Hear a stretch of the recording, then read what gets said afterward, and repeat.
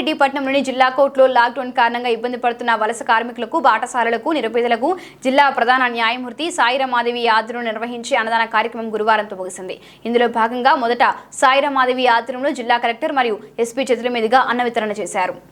అనంతరం కోర్టులో పనిచేస్తున్న కింది స్థాయి ఉద్యోగులకు బియ్యం, నిత్యావసర సరుకులను పంపిణీ చేశారు. ఈ ముగింపు కార్యక్రమంలో అదనపు judge Papireddy, sub judge Srilatha, జిల్లా కలెక్టర్ హనుమంతరావు, జిల్లా ఎస్పీ చంద్రశేఖర్ రెడ్డి, జిల్లా జైలు సూపరింటెండెంట్ శివకుమార్, జిల్లా లీగల్ సర్వీసెస్ అథారిటీ కార్యదర్శి ఆశాలత, బార్ అసోసియేషన్ అధ్యక్షులు విష్ణువర్ధన్ రెడ్డితో పాటు కోర్టు సిబ్బంది ఆర్.వి. విజయ్ నాయక్, రవిశంకర్, గోపాల్ రెడ్డి, బాలమురళీ కృష్ణ తదితరులు పాల్గొన్నారు.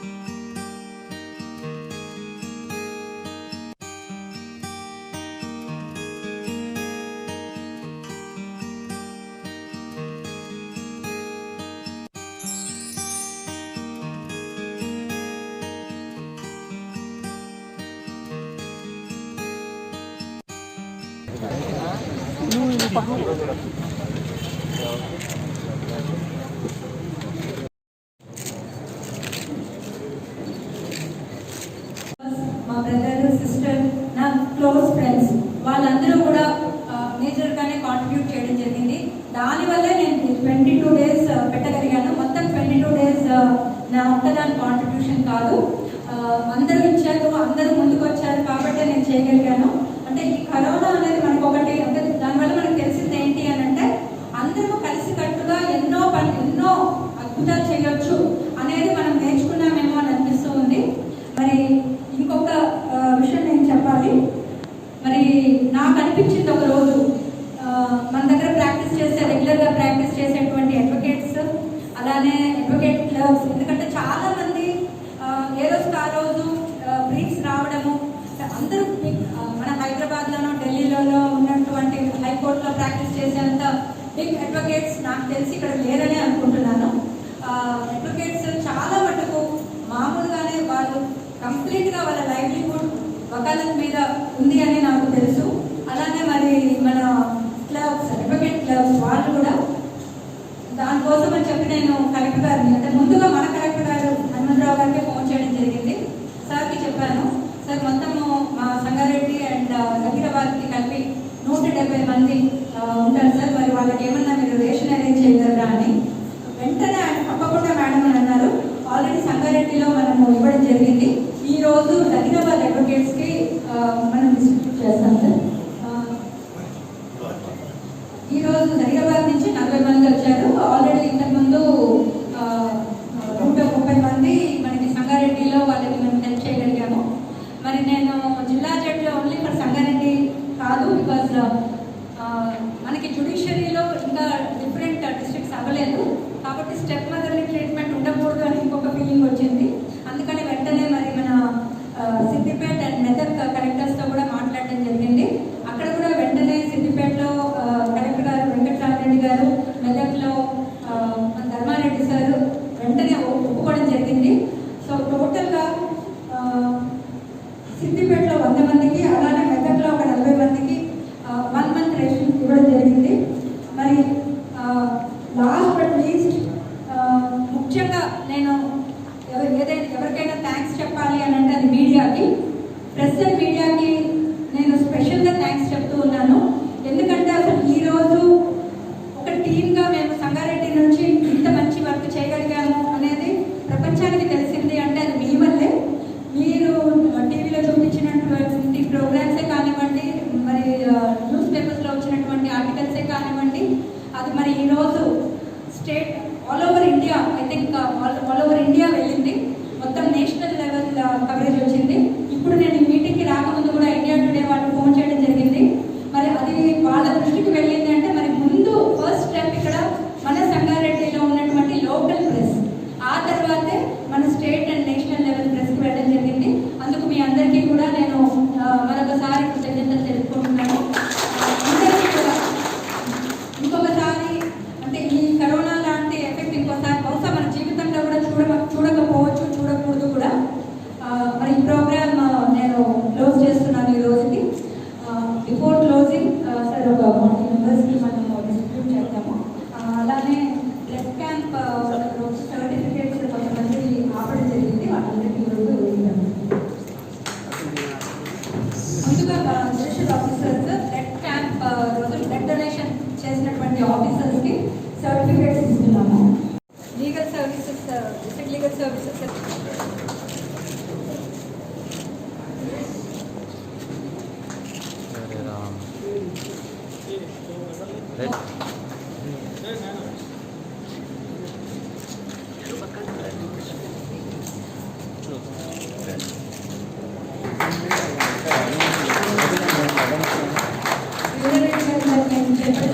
మొత్తం ఫ్యామిలీతో సార్ ఇంకొక సర్టిఫికేట్ మేడం కూడా వచ్చి ఇవ్వడం జరిగింది. మేడంది కూడా అలానే శివకుమార్ గారు ఆయన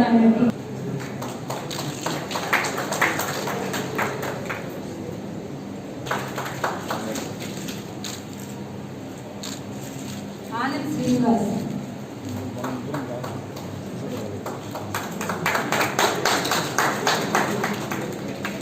కే సత్యనారాయణ, మన సాధించిన ఒకసారి క్లాస్ కూడా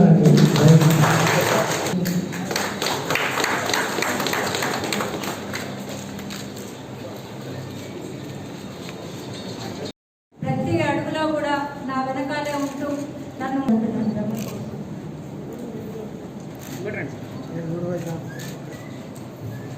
మరి వేదిక ముందు ఉన్నటువంటి ప్రజలకి అందరికీ నమస్కారం.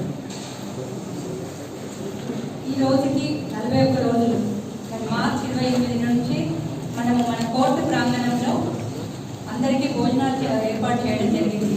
ముఖ్యంగా వలస కూలీలకి స్టార్ట్ చేయడం జరిగింది. ఎందుకంటే నేను 27వ తేదీన పేపర్లో ఒక న్యూస్ ఐటమ్ చూశాను, హిందూ పేపర్లో, అలానే ఈనాడులో.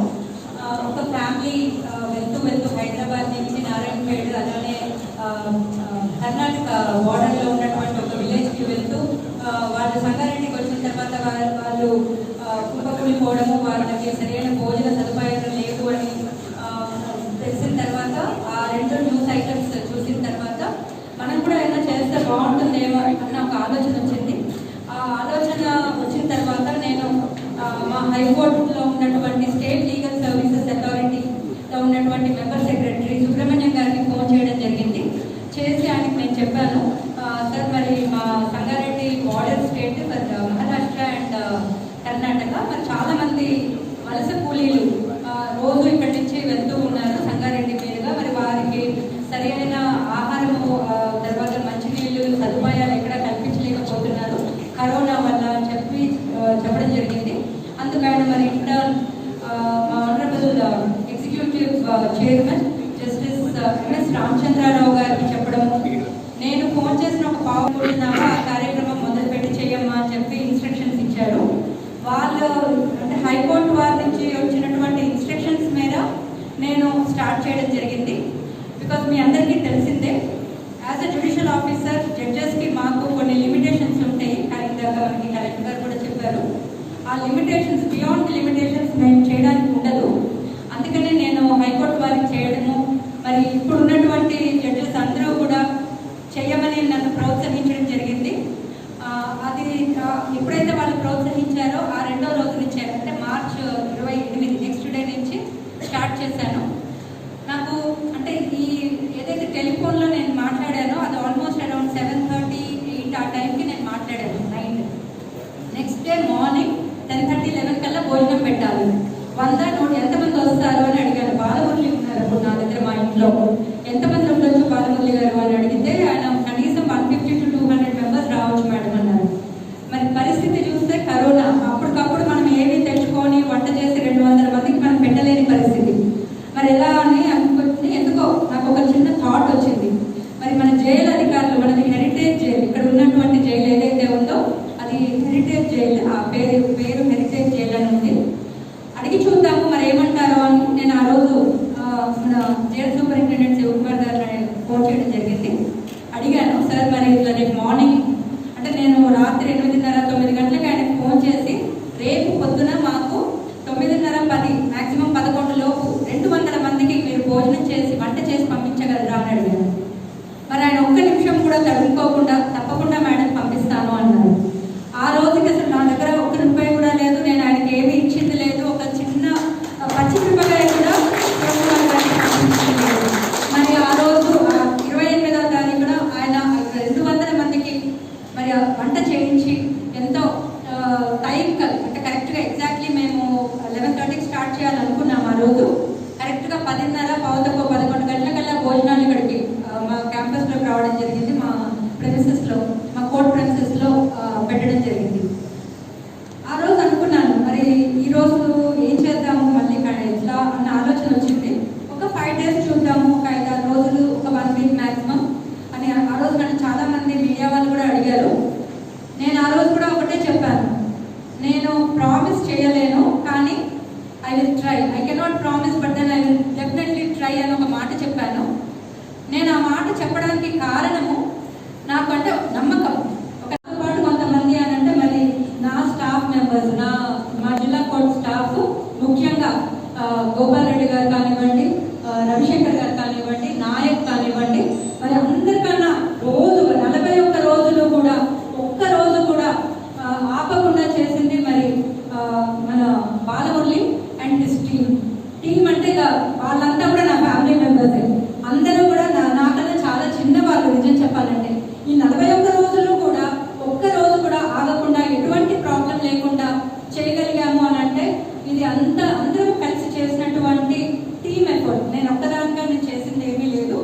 సో మా టీం అంటే మన మొత్తం స్టేట్ వైడ్ తెలంగాణ స్టేట్లో బహుశా మన డిస్ట్రిక్టే ఫస్ట్. ఈ అంటే అన్ని డిపార్ట్మెంట్స్ కలిసి చేయడం అనేది బహుశా స్టేట్లోనే ఫస్ట్ టైం అయి ఉంటుంది. మరి మాకు మామూలుగానే మా హైకోర్టు ఇన్స్ట్రక్షన్స్ మీద కోఆర్డినేషన్ కమిటీ మీటింగ్ అని ఒకటి అవుతూ ఉంటుంది మాకు ఎవ్రీ మంత్.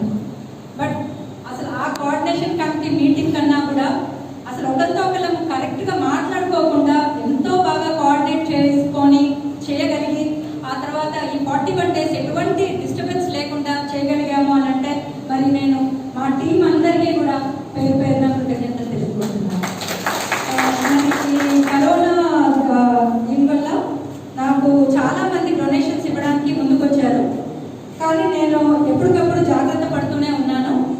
అంటే మనం ఎక్కువగా ఎవరి దగ్గర మనీ తీసుకోకూడదు అనేది మా కాన్సెప్ట్. బికాజ్ మనం చేస్తున్నది స్టేట్ లీగల్ సర్వీసెస్ అథారిటీ వాళ్ళు ఇచ్చినటువంటి డైరెక్షన్స్లో ఆ బ్యానర్ మీద చేస్తున్నాము. అలాంటప్పుడు అంటే వేరే ఆర్గనైజేషన్స్ వాళ్ళలాగా మనం మనీ తీసేసుకోవడము, ఆ తర్వాత మనీ మనకి డబ్బులు మిగుల్చుకోవడము అన్నది మన కాన్సెప్ట్ కాదు. ఎట్టి పరిస్థితుల్లో కూడా వచ్చిన ప్రతి రూపాయి, ప్రతి బియ్యము, ప్రతిదీ వెళ్ళిపోవాలి. ఈ రోజుకి అన్నీ వెళ్ళిపోతాయి. మన దగ్గర ఇక్కడ స్టాక్ అంటూ ఏమీ నిలవదండి. వాట్ ఎవర్ హెల్ప్ అందరూ ఇచ్చారో అంతా కూడా డిస్ట్రిబ్యూట్ చేయడం జరిగింది. సో మేజర్గా మరి నా తర్వాత మేజర్గా కాంట్రిబ్యూట్ చేసింది మరి ఇక్కడ ఉన్నటువంటి డాక్టర్ లలిత ఫర్టిలిటీ సెంటర్, అలానే మేడం వాళ్ళ హస్బెండ్ శ్రీనివాస్ గారు. మరి వీళ్ళిద్దరూ కూడా మేజర్ కాంట్రిబ్యూషన్. జీతాలు అన్న ఆలోచనతో నేను మరి డాక్టర్ లలిత గారు మేమిద్దరం అనుకున్నాము. అంటే నాకు వేరే హాస్పిటల్స్ నుంచి కూడా ఇలా బ్లడ్ అవసరం పడుతూ ఉంది అని అంటే మేమిద్దరం మాట్లాడుకోవడం జరిగింది. మేడం కూడా అన్నారు ఎంతమంది వస్తారో ఏమో మరి చూద్దాము అనేసి. మేము నిజం చెప్పాలంటే ఒక 30-40 మంది వస్తారు, గ్రాండ్ సక్సెస్ అనుకున్నాము. కానీ మరి ఏంటో 100 మంది వచ్చారు. 100 మంది వచ్చారు. ఆ పరిస్థితి మేము 100కి ఆపవలసి వచ్చింది సార్. ఎందుకంటే అప్పటికి ఇంకా సోషల్ డిస్టెన్సింగ్ ఒకటి, ఆ మధ్యాహ్నం అయిపోయింది ఒకటి, తర్వాత మన రెడ్ క్రాస్ సొసైటీ వాళ్ళు వచ్చారు. వాళ్ళకి మీ దగ్గర నుంచి ఇన్స్ట్రక్షన్స్ ఉన్నాయి 70 మెంబర్స్ మ్యాక్సిమం అని. అప్పటికి సగం మందిని పంపించేగా ఇంకా 100 మంది మిగిలితే మాకు తప్పక 100 మంది దగ్గర బ్లడ్ డొనేషన్ తీసుకోవడం జరిగింది. సమయంలోనే ఒక వ్యక్తి ఎలా పనిచేస్తాడు అనేది ఆయన సమర్థతకి, ఆయన మానవీయతకి ఒక రకమైనటువంటి ప్రశ్న. వారి యొక్క సమర్థతని వెలిగించేదే క్లిష్ట సమయంలో చేసినటువంటి పని. మరి ఆ సమయంలో జనరల్గా వీరు మేడం చేసింది ఒక న్యాయ వ్యవస్థలోనే ఒక మైల్ స్టోన్. ఎక్కడ కూడా జ్యుడిషియరీలో పెద్దగా వారి యొక్క న్యాయ వ్యవస్థ తర్వాత ఆ కోణంలోనే ఉంటుంది తప్పితే సమాజ కోణంలో అంటే వారికి ఉన్నటువంటి పరిధుల మేరకు ఇంత ఎక్స్టెంట్గా ఒక మానవీయ కోణంలో ఆలోచించేటటువంటి వ్యక్తులు అట్లాంటి న్యాయ వ్యవస్థలోనే అరుదైన వ్యక్తిగా మనం జిల్లా జడ్జి గారిని సాయిరామారెడ్డి గారిని ఎందుకంటే వారు నాతో ఫోన్లో మాట్లాడి చెప్పగానే నేను ఆశ్చర్యపోయాను. యాక్చువల్లీ ఇంత సురక్షితంగా సమాజంలో ఏం జరుగుతుందని జనరల్ తక్కువ ఆలోచించే పరిస్థితి న్యాయ వ్యవస్థలో ఉంటుంది. వారికి ఉన్నటువంటి పని ఒత్తిడి, వారికి ఉన్నటువంటి లిమిటేషన్స్ తోటి ఆ విధంగా ఉంటుంది. చాలా చోట్ల కూడా అప్పుడు ఉన్నటువంటి క్రైసిస్లో వరుసగా వస్తూనే ఉన్నారు. మేము కూడా ఏం చేయలేని పరిస్థితి. నారాయణఖేడ్ ఇతరత్ర ప్రాంతాలకి ఆ ఎండకి తాళలేక చిన్న పిల్లలతోటి వస్తున్నటువంటి పరిస్థితిలో వారు చెలించిపోయి వీరికి ఏదైనా చేయాలి, భోజనం పెట్టాలి అనేటటువంటి పరిస్థితిలో వారు ఉండటం. అంతేకాకుండా కోవిడ్ నిబంధనల ప్రకారం పెట్టాలంటే మన ఏదో అందరూ వచ్చేసి డిస్టెన్స్ లేకుండా, మాస్కులు లేకుండా కాకుండా స్ట్రిక్ట్గా గవర్నమెంట్ ఎట్లయితే ఫాలో చేస్తుందో దానికంటే కఠినంగా అంత లైన్ మెయింటైన్ చేసుకుంటూ, మాస్కులు మెయింటైన్ చేసుకుంటూ అంతమందికి భోజనాలను అందించడం. ముఖ్యంగా ఈ 45 రోజుల్లో 22 రోజులు అబౌవ్ 50% జడ్జి గారు మరియు వారి యొక్క కుటుంబ సభ్యుల సహకారంతోనే పూర్తి స్థాయిలో ఇది జరగడం జరిగింది. ఇది గమనించాలి. మనం వారు వ్యక్తిగతంగా తీసుకున్నారు. ఎక్కడ కూడా నేను కూడా చెప్పడం జరిగింది, అవసరమైతే డొనేషన్స్ ఇద్దామంటే లేదు సార్ అది రాదు, మనకి డొనేషన్స్ వద్దు, దయచేసి మేమే పెడతాం, డబ్బు ఇస్తాము, అన్నీ కొంటాము. డెఫినెట్గా డిస్టెన్స్ జైలు నుంచి వారు శివకుమార్ గారు మాకు సపోర్ట్ చేస్తున్నారు, వాళ్ళు వండుతారు. డెఫినెట్గా ఎక్కడ కూడా ఫ్రీ అనేదో తగ్గించడం అనేదో ఎక్కడ కూడా వద్దు, డొనేషన్స్ వద్దు. మనం పెట్టలేమా పట్టడు అన్నం ఒక 200 మందికి పేదవాళ్ళకి పెట్టలేమా అని అనడంతో నిజంగా చెల్లించిపోయినటువంటి పరిస్థితి. అది కంటిన్యూ చేయడం సిస్టమేటిక్గా. నిన్న కూడా బంద్ చేయాల్సిన అవసరం ఉందా మళ్ళీ మేడం అడిగి, ఇంకా అవసరమైతే వారు కంటిన్యూ చేయడానికి కూడా సిద్ధంగా ఉన్నారు. నేను చెప్పింది ఏంటంటే మేడం ఎట్లాగో అన్ని పనులు స్టార్ట్ అయినాయి, అన్ని పనులు కూడా ఎక్కడెక్కడ స్టార్ట్ అయినాయి. మన జిల్లాలో ఎక్కడ చేరాలో అక్కడ చేరుకున్నారు అందరూ కూడా, నారాయణఖేడ్ తదితర ప్రాంతాల్లో.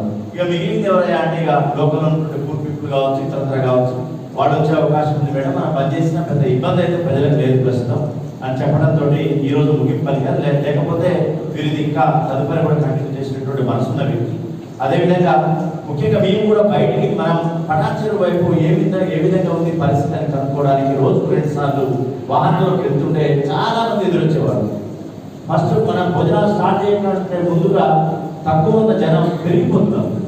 కోర్టులో భోజనాలు పెట్టే కంటే ముందు తక్కువ మంది ఉండేది, తర్వాత వరుసగా రావడం జరిగింది. వాళ్ళలో ఆపి అడిగితే ఏంటి పరిస్థితి అంటే, సార్ ఏం కాదు సార్, మా కోర్టులో అన్నం పెడుతున్నాడ తెలిసింది, ఫోన్ చేసుకుంటారు కాబట్టి పోలీసు వాళ్ళు ఇంటి దగ్గర తీసుకొస్తున్నాడు. ఈ 2 పదాలు చెప్తారు. ఎవరు అడిగి ముగ్గురు అడిగినా ముగ్గురు అదే చెప్తున్నారు.